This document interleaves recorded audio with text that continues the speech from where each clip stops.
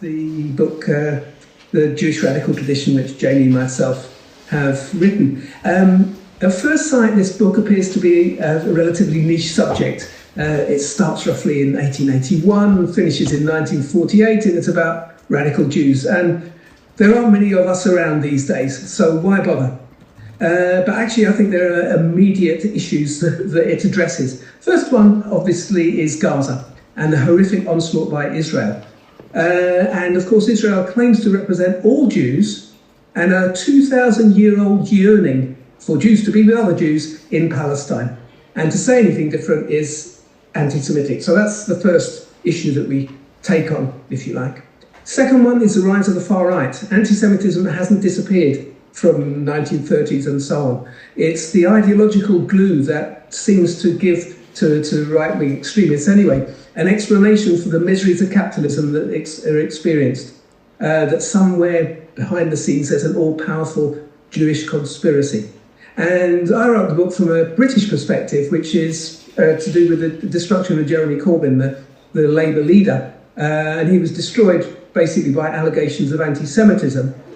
But there's a wider theory around the so-called theory of the anti-Semitism of the left. So the book addresses all three and I think blasts a hole in all of them. How do we do that? Well, let's start with the first one, about Israel representing all Jewish history. Actually, it doesn't. It is a complete break from it. What we look at is the real Jewish history, the mass activities from a wide range of countries, far from Jews wanting to run away from anti-Semitic persecution to hide in Palestine. They stood and they fought where they were. Or if that became impossible, they became refugees and went to the United States. A simple statistic can illustrate that. Most of the 11 million Jews in the world pre-World War I stayed where they were. Of those that moved, it was about a quarter. Only 1 in 27 chose to go to Palestine, which had, at the time, the highest concentration of Jews per head. The rest went anywhere else. I'm in the UK because my parents came here. Janey is in Australia. My mother was born in South Africa, and so it goes. Zionism was detested by the radical Jews of the Jewish Labour Bund and by the left. These were organisations that fought anti-Semitism where it was rather than running away from it. Second aspect, remember about the far right. The far right sees Jews as manipulating everybody else. Actually, when you look at the detail, the contrary is true. Jews threw themselves into solidarity and struggle with non-Jews on a vast scale. Haven't got time to look at the details, but you look at the strikes, the resistance movements, and so on, and so it goes. And also intellectual contributions. Think about the role of Marx, Trotsky, and Luxemburg. But again, I can offer some statistics. The main concentration of Jews were in Tsarist Russia. They were 4% of the population. Remember that, 4%. Okay, 1/3 of the Narodniks, this is the pre-Marxist revolutionary movement, that were arrested were Jewish. In the 1905 revolution, 1/3 of the arrests, again, were Jews. But let's move the continent. 50% of the American Communist Party in the interwar period was Jewish. And I can't resist mentioning South Africa for the reasons I've already given. Jews were 0.3% of the total population. But when Nelson Mandela was put on trial, a mass trial, every single Jew in the court of trial was Jewish. Okay, let's move on to the final argument that the left is anti-Semitic. Actually, the history shows that it was the left, and clearly not the Zionists, that fought anti-Semitism, and that anti-Semitism came from the very establishment that now denounces the left. It would do. It's the establishment. It hates the left. In Russia, it was the 1917 revolution and the Bolsheviks that were the first to outlaw anti-Semitism by law. And they smashed the anti-Semitic forces, for example, in the Ukraine that killed 200,000 Jews, wounded 700,000 others, and left 300,000 orphans. It was the Bolsheviks that defeated and fought back against that wave. It was the left that fought Franco in the Spanish Civil War. Significantly, 1/4 of the international brigades were Jewish. And it was the left, as Janey shows in her section, that joined with non-Jews to resist Hitler throughout, not only in the 1930s, but throughout the war itself. So to return to the present, the establishment pretends that everything that's happening in Gaza today stems from the 7th of October 2023. We, of course, point out that to understand, you need to go back to the blockade and to the early 2000s and the mass killings that have happened since then. But you don't stop there. You need to go actually back to 1967 or indeed 1948 to understand, if you like, the Palestine-Israel issue. But we'd argue that to really understand today's events in the round, all the three things that I've talked about, you need to go back to 1881 and the Jewish radical tradition, which was launched then and is still with us, if in theory, if not in huge physical presence, in every struggle against oppression and exploitation that exists. Okay, so thank you so much for inviting me here tonight to speak about, I was going to say my book, but our book, Donny and I wrote. And first of all, I want to acknowledge Bookmarks for publishing the book in the United Kingdom. That's the press of the Socialist Workers' Party, and Interventions, an independent radical publisher here in Australia, for publishing the Australian edition. And, of course, a special acknowledgement to Donny himself, who co-wrote this book with me. So I want to start by talking about... start by not falling over the chair or my bag, right. So I sort of move around when I talk. So I want to start by talking about something called the lachrymose conception of Jewish history. And that's the idea that the main element of Jewish experience has been suffering.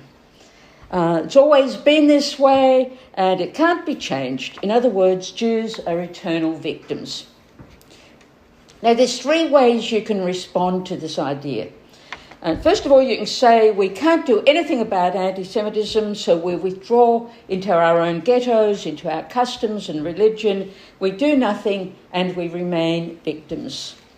Now, the second option is to get away from being a victim by joining the perpetrators.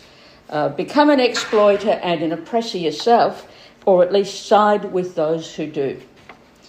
And Zionism is really a combination of both of those. They start by saying that we can't do anything about anti-Semitism and non-Jews will always be anti-Semitic. But then they say to stop being victims is to take less... they say the way to stop being victims is to take lessons and guidance from the colonialists, the imperialists, the ruling class, and even the anti-Semites themselves. Let's set up our own state and become just like them. But there's a third option, and in this book, Donny and I show that while the oppression and suffering have certainly been there, it's not true that Jews are nothing but victims. They've always resisted and always fought back. So the radical tradition is the history of working class and socialist Jewish struggle against both anti-Semitism and their position at the bottom of society, against both oppression and exploitation. And it's the tradition that says we can fight to defend ourselves. The tradition that knows what anti-Semitism is, but doesn't just accept it as eternal or plan to go somewhere and set yourself up as the oppressor of someone else. And this is a tradition that has historically been entwined with the working class and socialist movements. Now, most people have heard some parts of this story. Everyone knows about the Warsaw Ghetto uprising. Many people here, probably most people here, have heard about the Battle of Cable Street in the East End of London in 1936. And some of you may have heard about the strike of mainly Jewish women garment workers in New York in 1908, known as the Uprising of the 20,000. But these are usually treated as one-off events. And when I started researching in this field, I asked myself, where did these mass actions come from? Because things like that don't just come out of the blue. So I started looking, and I was simply astonished at how much I found that I hadn't previously known about. And it became clear to me that these were just the peaks of a movement that had continuities and connections over at least 6 decades and many continents. So what we've done in this book is rediscover this history and set it in the context of what anti-Semitism is and the role of Jews in the socialist and radical movements between the 1880s and 1948. So doing the research and finding out so much that was news to me was a very exciting journey. And now I want to take you on some of the stops on that journey and tell you about the exciting and inspiring stories that I encountered. One of my first discoveries was the fact that Jews had fought back against pogroms in Tsarist Russia. And previously, the main image I had was of frightened Jews huddling in synagogues. So I was amazed to discover that there were actually armed self-defence groups led by the Jewish Labour Bund, but also with other socialists and leftists involved, both Jews and non-Jews. The Bund put out a call for armed self-defence after a horrific pogrom in Kishinev in 1903. They said, "We must come out with arms in hand, organise ourselves and fight to our last drop of blood. Only when we show our strength will we force everyone to respect our honour." And only a year later, they were able to say, "There are no longer the former downtrodden, timid Jews. A newborn, unprecedented type appeared on the scene, a man who defends his dignity." The self-defence groups were led by the Bund, but in coalition with radical and socialist groups, because they didn't see the issue as being just about Jews. What they said was the struggle against anti-Semitism was also directed against the ruling class and for socialism. Thus, the two struggles were one. And the groups had their successes. For instance, in 1906 in Białystok in Poland, they were able to completely protect major working class sections of the city. Quote, "At every corner of the poor section of Białystok, patrols of the Jewish Self-Defence League were stationed with revolvers and grenades. They guarded the streets and fired warning shots into the air. If a Gentile went by carrying loot, they would frighten him until he threw down the stolen package and fled." Now, this is a very different picture from huddling in synagogues. Nonetheless, pogroms did continue, and the poverty and misery of life in Tsarist Russia led to hundreds of thousands of Jews emigrating to the UK, the US and other countries. And the stories from the US are fascinating. There was almost continual struggle in the Jewish areas of New York from the late 19th century until World War II, as Jewish women and men fought the bosses and the state with the support of socialist organisations. Following efforts to establish trade unions at the end of the 19th century, activity moved into the community. And in May 1902, an increase in the retail price of kosher meat outraged housewives, and a crowd of 20,000 women set out down the streets. And one newspaper reported, quote, "An excitable and aroused crowd, mostly of women, roamed the streets, armed with sticks, vocabularies, and well-sharpened nails. The police attacked, but they didn't have it all their own way. One woman retaliated by slapping a cop in the face with a moist piece of liver." When the issue spread to Brooklyn, the New York Times had this headline: "Brooklyn mob loots butcher shops. Rioters, led by women, wreck a dozen stores. Dance around bonfires of oil-drenched meat piled in the street. Fierce fight with police." So that was just the headline. But here's the story. Yes, that was just the headline. So here's the story that was in the newspaper under the headline. "The mob ran through the street, howling in their peculiar Russian and Polish dialects, wrecking with stones and other missiles every butcher shop in their path. When the police arrived, the women threw bottles, stones and whatever they could place their hands on. Women shook their fists in their faces and tore off their shields and buttons from their coats. There was a charge on the mob and nightsticks were used freely. And the newspaper, the New York Times, ended by calling for the repression of, quote, "this dangerous class, especially the women who are very ignorant." When a magistrate asked one woman why they were rioting, she replied, "We don't riot, but if all we did was to weep at home, nobody would notice it." The meat boycott was followed by a series of rent strikes, again led by women. And then the community action fed back into the workplace in 1908 with the uprising of the 20,000, when female Jewish garment workers went on strike over piecework rates and other issues. Leading up to the strike, socialists called a large parade on a date chosen to honour an 1857 demonstration of New York garment workers, which police had attacked and dispersed. The 1908 demonstration was so successful that German socialist Clara Zetkin proposed an International Working Women's Day in 1910, and this has continued ever since, and we celebrated it here in Australia just a few weeks ago. Now, we're not holding a women-only event here tonight, nor is the word women in the topic. But in talking about the Jewish radical tradition, we are commemorating the real heritage of International Women's Day, which is Jewish, socialist and working class. So there's a whole lot more I could say about New York, but in fact, now I'm actually going to head over to London. And in the East End, the conditions that Jews lived in and worked in there were indescribable. But from very early on, there were Jewish socialists. And it's essential to understand how important class was in this environment, because the bosses and landlords of this slum neighbourhoods were also Jewish, and the synagogues also generally preached acceptance.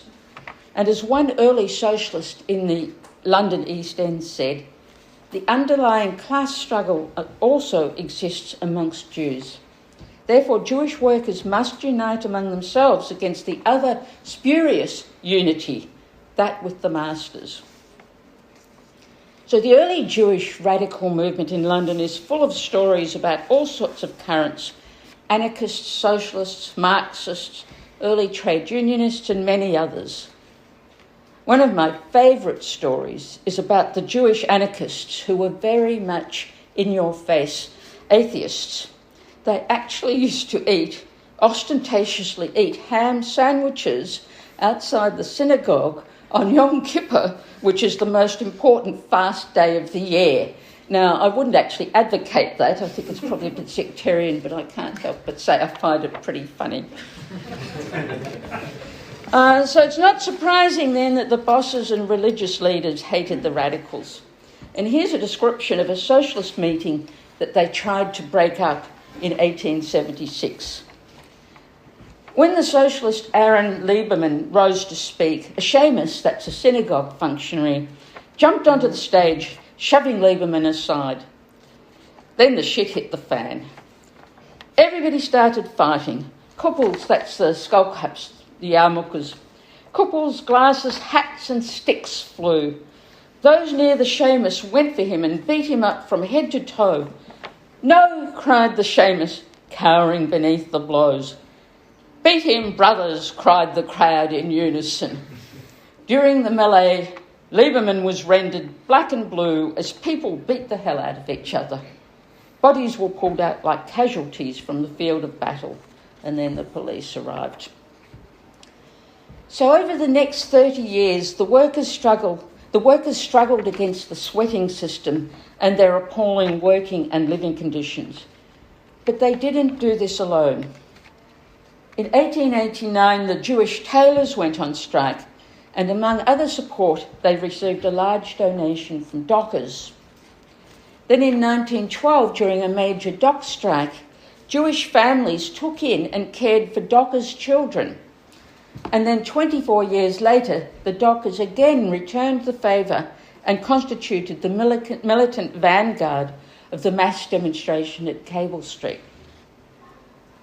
One of the participants there, Bill Fishman, described it this way: I was moved to tears to see bearded Jews and Irish Catholic dockers standing up to stop the British Union of fascists.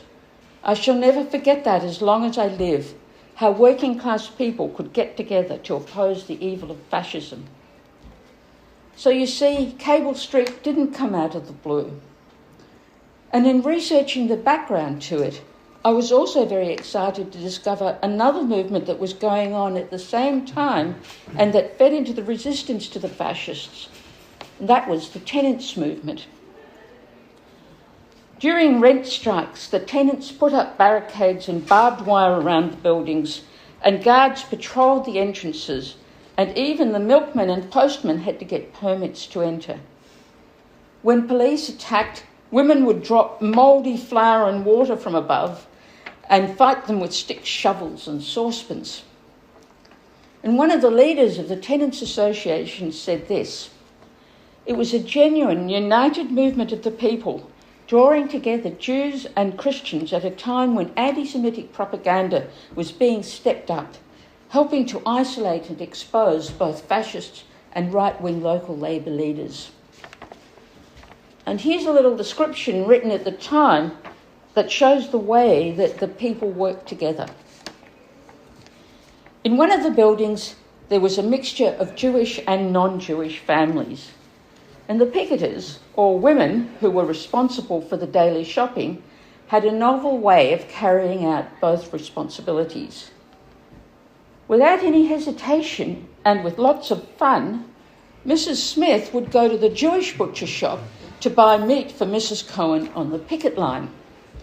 And the next day, Mrs. Cohen, who would never have thought of doing it in all her life, would go and buy meat at the local general butcher for Mrs. Smith. So you can see the way the struggle brought people together. So now I'm going to move back to Europe. The lost world of Jewish life in interwar Poland is very often invoked with nostalgia. You get the romanticised image of the shtetl, that is the small town, focusing on food, family warmth and traditional customs. But there's another side to the story. Arnold Zabel, who probably some of you know, Melbourne social activist, Arnold Zabel describes his father's memories of Warsaw's political life in this way. Warsaw whirls into a frenzy of activity as the hub, the headquarters of political movements, left, right and indifferent. Bundists, Zionists, assimilationists, the orthodox and freethinkers fought each other for communal control and allegiance. Circles of aspiring artists and writers gathered in cafes and meeting rooms to argue, to exchange ideas. And in talking about his own trip to Poland to meet the people of his parents' generation, Arnold says, "Stories survived, countless tales of partisans and revolutionaries, resistance fighters and firebrands engaged in a fiery struggle." So that's where I got the name, the subtitle for this book from Arnold Zabel here in Melbourne. Well, with rising anti-Semitism in Poland in the 1930s, the Bund again set up self-defence groups. Today, the Jewish working class is saying to the fascist and anti-Semitic hoodlums, the time has passed when Jews could be subject to pogroms with impunity. There exist a mass of workers raised in the Bund tradition of struggle and self-defence. Pogroms will not go unpunished. The Bund didn't want the confrontations to be between Poles and Jews, but between fascists and anti-fascists, so they deliberately drew in non-Jewish workers. The Bund and the Socialist Party collaborated over May Day parades, and there were also general strikes against pogroms and anti-Semitic attacks. The habit of cooperation built up over many years that meant that when the Nazis invaded in 1939, thousands of Jews found a hiding place in the flats of non-Jewish workers. So this brings us to the war and the Holocaust, and also to the worst of the myth of Jewish passivity, that Jews went to the concentration camps like sheep to the slaughter. So I wonder how many people here know that there were underground resistance movements in approximately 100 ghettos and actual armed uprisings in 50 of them. There were also uprisings in 21 concentration camps, and there were Jewish partisans in about 50 partisan groups in the forest. And in addition to that, about 10,000 people survived in family camps in the forests. There was sabotage, where forced labourers in shoe factories put nails in the boots, and tailors sewed left arms into the right armholes of coats and vice versa. There was the United Underground Organisation in Minsk, which had a culture of solidarity between Jews and non-Jews, and which ran a clandestine press, smuggled children out of the ghetto, and helped 10,000 people to escape to the forest, most of whom survived the war. So, there are so many more stories I could tell you, but if I told you all of them, you wouldn't buy the book. So I want to end with just one more. The story of the women couriers who maintained communications between the ghettos. The couriers smuggled The couriers smuggled people, cash, fake IDs, underground publications, information and weapons. They hid items in their clothes, in their bras, in sanitary towels, in their shoes and in sacks of potatoes. They smuggled guns in loaves of bread and coded messages in their plaited hair. Most of these women were members of Jewish socialist youth groups or communists, and their stories are full of the kind of material that usually makes it into film and notoriety, and yet they're virtually unknown. So my last story is about a communist, Jutta Teitelbaum, who was blonde and blue-eyed and looked like a naive young Polish teenager. But she was an assassin, and she used to walk openly into the offices or homes of Gestapo officers and shoot them in cold blood. One day, she strolled up to the guards outside a Gestapo prison, feigned shame, and whispered that she needed to speak to a certain officer about a personal matter. So the guards assumed she was pregnant, and they politely showed her the way. Once in the officer's room, she pulled out a concealed pistol with a silencer and shot him. And on the way out, she smiled meekly at the guards who'd let her in. So the couriers endured prison, rape, humiliation and beatings and kept on fighting. And the astonishing bravery, intelligence, resourcefulness, drive, determination and self-sacrifice of these women fully destroys the myth that Jews went like sheep to the slaughter. So to wrap up, I want to say how exciting and inspiring I find this whole history. A Jewish radical tradition, a tradition of socialists who fought back against oppression and exploitation, a history of resistance and of the struggle to change the world, a history of people who didn't just weep and hide away, who refused to be just victims or to join the oppressors. And this history has been a joy to rediscover. But this history doesn't just belong to Jews. It belongs to all of us here in this room and to all of those who are engaged in struggle against the horrors of our society, of oppression and of exploitation and war. This isn't an academic or a sectional history, but is avowedly partisan, a history to support and inspire struggle. So I want to end with the words of Marek Edelman, a Bundist and participant in the Warsaw Ghetto Uprising. After the war, Edelman went back to Poland and remained a radical all his life. During the Second Palestinian Intifada, Edelman wrote a letter to the Palestinians who he compared to the Jewish fighting organisation that had led the Warsaw Ghetto Uprising. He addressed it to the commanders of the Palestinian military, to all the soldiers of the Palestinian fighting organisation. And just as Edelman linked the resistance fighters in Warsaw so do I link the Jewish radical tradition with today's fight of the Palestinians against expropriation, persecution and genocide. I stand with Palestine. I hope the book that Donny and I have written will contribute to the ongoing struggle for their freedom and for the freedom of all of us. Thank you so much for that, Janey, and thank you for you and Donny putting the effort of writing that amazing historical source, this book that brings together so many other amazing sources that I also went to while I was researching and reading for this. I was genuinely inspired. I'm glad you used the word inspired, because I feel like that's a really appropriate word for this.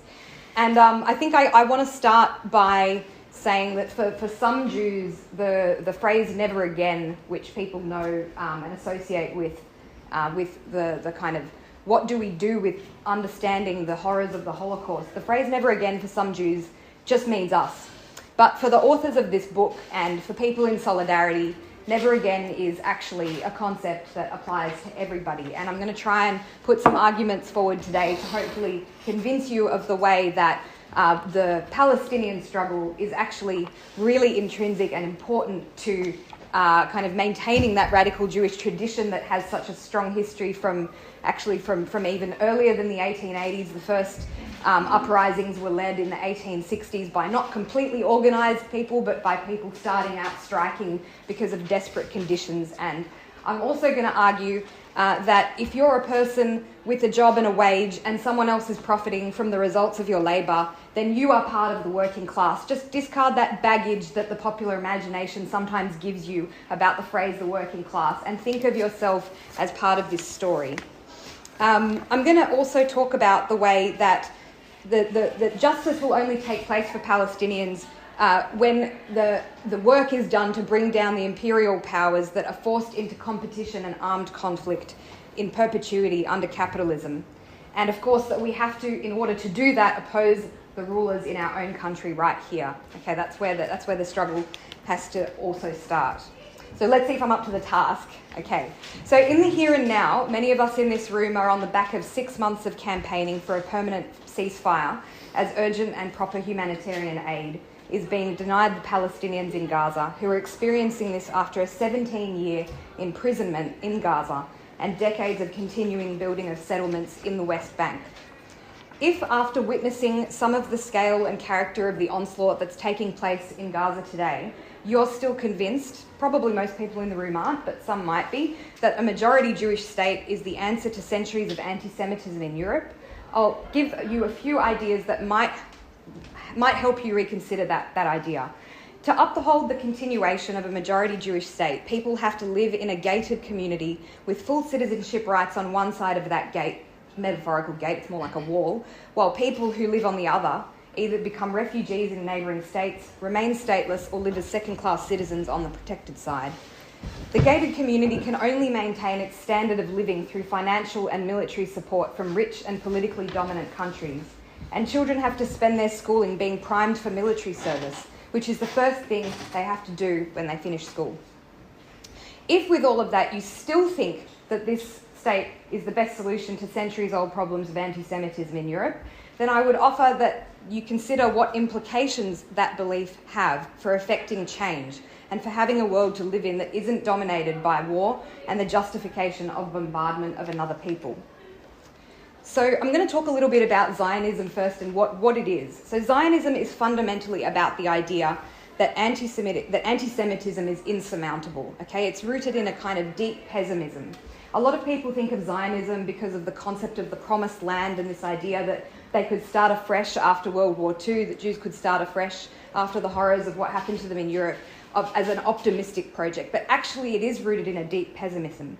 It's rooted in the idea that Jewish prejudice or anti-Jewish prejudice runs so deep that the only route of survival is to create an ethno-state far away from the source of the prejudice that barricades itself from its neighbours and has to perform ethnic cleansing of people who have nothing to do with the Holocaust and with the perpetuation of that discrimination and oppression in order to do so. Now, 150 years ago, there were actually Jews, as Janey noted and as Donny noted, who lived in the most dire conditions imaginable, but they were working actively toward a much more hopeful vision of Jewish life. History gives us the tools to see that Zionism was not actually popular with the majority of Jews when presented to them as a way of dealing with the horrors of the pogroms of Tsarist Russia in the 1880s and 90s. It was just one among several ideologies competing for Jews' favour at the end of the 19th century. And of course, it was a form of nationalism, and nationalism was a broader idea that was coming up in other groups as well in the end of the 19th century. Under the Bolsheviks led by Lenin and Trotsky, socialism was an internationalist ideology of liberation for all people exploited by the capitalist class and all oppressed peoples. The Bolsheviks promised that under socialism, not only would they outlaw anti-Semitism, and we're talking about 3 centuries of state-endorsed and monarchist-endorsed anti-Semitism, right? That they would outlaw it, but that they would get rid of the very conditions that made anti-Semitism proliferate, the conditions that allowed a ruling class to lay the blame for poverty and suffering of the whole class on a minority of people who served as a scapegoat. And this is a familiar concept that kept being carried through with all of the anti-Semitism in Europe.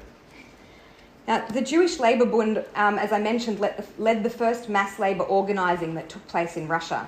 And this organising started to take an overtly class consciousness when the arguments were, one, that non-Jewish and Jewish workers were both being exploited by non-Jewish and Jewish bosses. And that's also alluded to by Janey in her talk.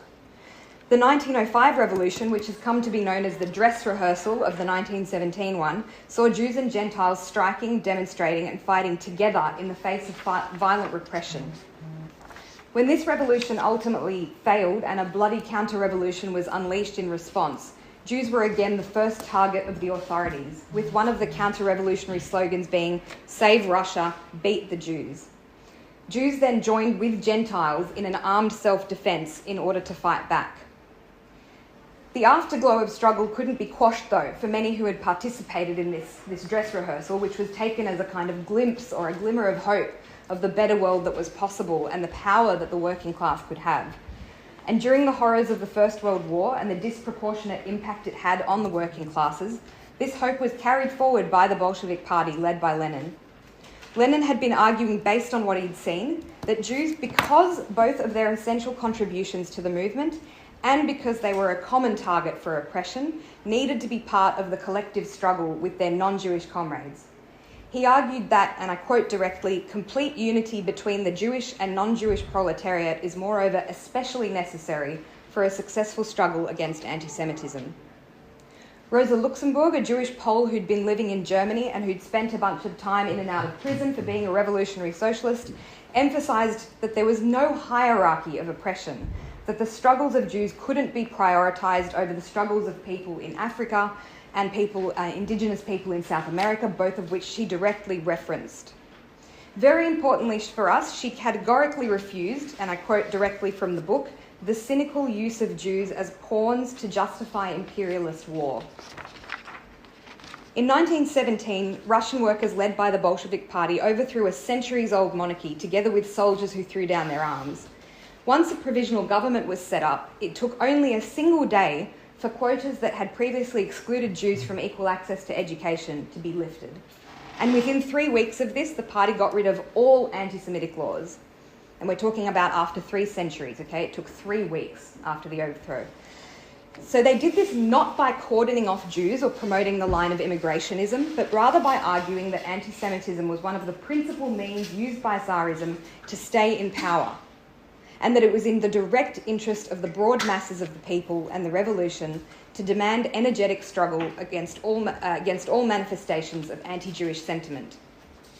The Bolsheviks took power from the Russian Orthodox Church as well as the government, but the party was non-religious rather than anti-religious in its approach. So for them, working class emancipation actually meant full religious freedom. And this actually undoes the misnomer that there's this kind of dogmatic atheism that is part of socialism in practice. Actually, what it was people in the working class being allowed to exercise their religious freedom and still participate as a working class. So as well as working with lots of practicing Christians and Jews, they worked closely with Muslims who were 10% of the population of the former Russian Empire. In November 1917, there was a declaration issued that was entitled, "To all the Muslim workers of Russia and the East. Muslims of Russia, all you whose mosques and prayer houses have been destroyed, whose beliefs and customs have been trampled on by the czars and oppressors of Russia, your beliefs and practices, your national and cultural institutions are forever free and inviolate. Know that your rights, like those of all the peoples of Russia, are under the mighty protection of the revolution." Unfortunately, though, the huge toll of war and the force of state repression, bolstered by bureaucratisation and the move to an ideology of socialism in one country under Stalin, meant the end of the revolution.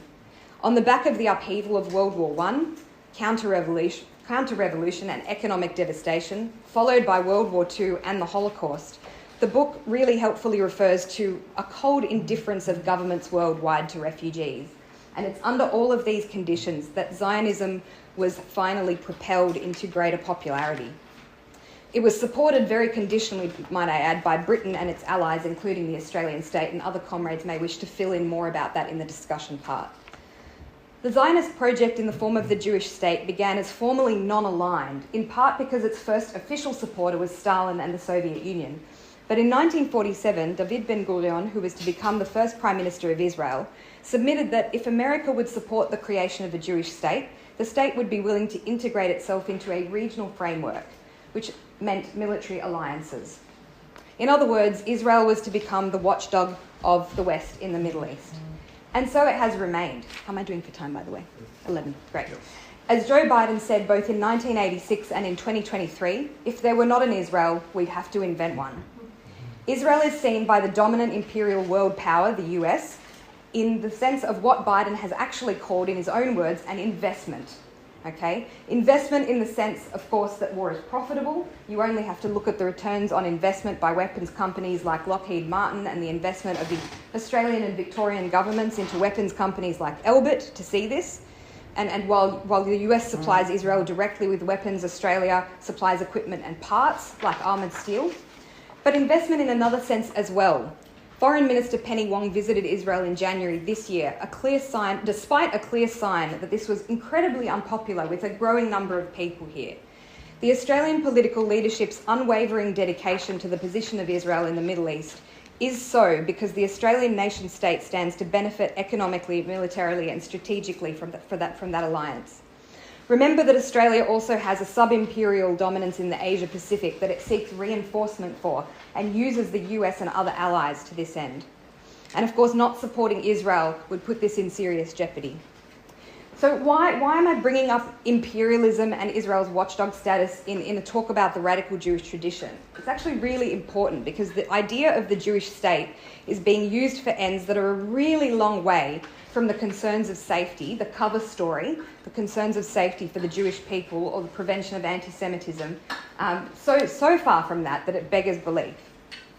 So we found over the months that we've had people come up to us in rallies and ask us, we've been coming to rallies for I don't know how many weeks now it's like 6 months. What do we do? And how? You know, people have an understanding that the devastation is continuing. They've done lots of different things, and so far the ruling class isn't actually listening to us. So there's a few different aspects to this. In Solidarity, we argue for the vision of that radical Jewish tradition carried by those early strikers and promoted by Jews like Trotsky and Luxemburg, which rejects the pessimism inherent in Zionism and insists instead, based on history, that people can and do unite in the fight against anti-Semitism, Islamophobia, all forms of racism and oppression. The questions that a lot of people are asking is then, how do we fight these political leaders at home? What does that mean? Well, we can exert this pressure on them not only from repeated rallies and actions, which of course have to continue, but also from within our workplaces, on campuses, through and across our unions, as many of us are already doing. And if you join Solidarity, we'll show you how. Remember, if you have an office job, even if you have a nice salary, but your employer profits from your work, you're still a part of the working class and your labour is being exploited, and you have industrial power to exert with your colleagues and other workers. For those of us who are Jewish, we lead by example. We show that it's incumbent on us to be active and vocal in that solidarity work, to show that we are working in the radical Jewish tradition and in the tradition of those women textile workers who started that first strike in 1917. We show that in this radical Jewish tradition, we are not against our fellow Jews. We are Jews against Zionism because it is by its nature and by its history an ethnocentric nationalism that we oppose in every other case. So why would this be any different? To our friends who say, what do we do about anti-Semitism? We can actually also cite this wonderful book. The Jewish person who, for the Zionist, was a fixed and impotent victim of unchallengeable anti-Semitism was for Marx a person with vast potential if liberated. So we say then that the answer is clearly not Zionism, which as the 7th of October shows, and the last 75 years of what the Israeli state has looked like, is clearly not fulfilling its promise of guaranteeing a safe haven for Jews. We are internationalists. We want Jews not to be in hiding, not to be retreating into gated communities or into apartheid nations that oppress others. In solidarity, we build with the understanding that we cannot work alone. We recognise the reality of the social and political conditions under which we're operating. This leads us to forge united fronts with the huge number of grassroots workers, activists and citizens who already share our common causes and who we need to bring with us if we are serious about building an alternative pathway to the one before us. But we do this with a clear-headed, historical materialist understanding of our conditions, that under capitalism, voting in a new parliamentary party, no matter what words they say, is not going to change how we fundamentally participate globally as a country. Even in the event that we had the most left-leaning humanitarian Labour and Greens coalition in Australia's history, the job of an elected government of the Australian nation-state is to maintain the continuation of capitalism at home, in one or another form. Such a government wouldn't change our sub-imperial dominance in the Asia-Pacific, nor the fundamental economic conditions that make the majority exploited, including the vast majority of us and a tiny minority rule.